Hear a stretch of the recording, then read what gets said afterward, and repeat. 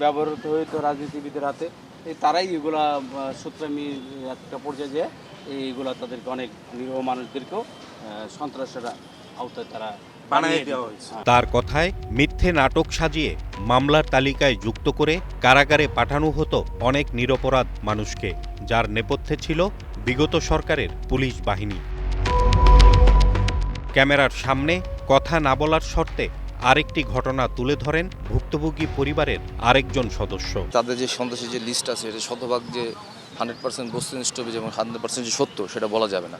কিছুটা তো ভুল ত্রুটি থাকবেই, আবার কিছুটা সত্যই থাকবে। স্বরাষ্ট্র যিনি মন্ত্রী আমাদের সালাউদ্দিন সাহেব, তিনি নিজেও এই বিষয়টা ভুক্তভোগী, তাকেও কিন্তু এই দেশ থেকে আরেক দেশে গুম করে পাঠিয়ে দেওয়া হয়েছে। 2024 সালের 5 আগস্ট পরবর্তী সময়ে কারাগার থেকে জামিনে মুক্ত হন অনেকেই। তাদেরই একজন নাঈম আহমেদ টিটন।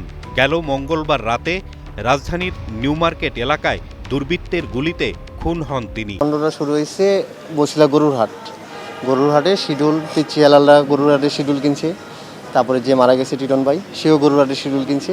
এই শিডিউলটা কিনে নিয়ে তাদের সাথে একটা দ্বন্দ্ব সৃষ্টি হয় এই কয়েকদিনের ভিতরে। ওর কথা শুনে আমাদের যেটা ইনফর্ম করছিল আমার ছোট ভাই যে মারা গেছে, তাতে মনে হচ্ছে যে ও যে নামগুলো বললো এরা এই নিয়ে দ্বন্দ্ব।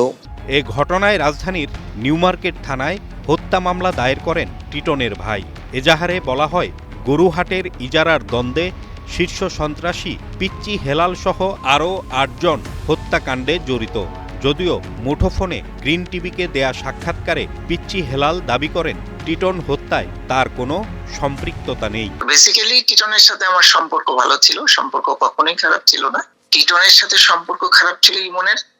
ইমন টিটনকে হত্যা করবে এটা সবাই জানে। এই মার্ডারের সাথে যদি শুধু ইমন জড়িত তা না, কিন্তু এই মার্ডারের সাথে ইমনের ওয়াইফ অর্থাৎ টিটনের বোন জড়িত। টিটনের বোন তার ফ্যামিলিকে চাপ দিয়ে প্রেশার দিয়ে, কারণ টিটনের ফ্যামিলিও কিন্তু জানে, মানে ওর বোন বাদ দিয়ে বাকি সবাই জানে যে ইমন টিটনকে মেরে ফেলবে। ইমনের পরিবারকে টোটাল চাপ দিয়ে এনে এই এজাহারটা করানো হয়েছে। এই এজাহার লেখার মালিক হলো ইমন আর ইমনের বউ, আর সিগনেচার করার মালিক হলো ওর বড় ভাই। গভর্নমেন্ট কাস্টডিতে যে আছে তাকে ধরায় দেওয়ার ব্যাপারে আবার পুরস্কার কেন? সে তো এমনিই ধৃত। আমার বিরুদ্ধেও কিন্তু এইভাবে করে আমাকে শীর্ষ সন্ত্রাসী হিসেবে ধরিয়ে দেওয়ার ব্যাপারে পুরস্কার ঘোষণা করে আমার জীবনটাই শেষ করে দেওয়া হয়েছে।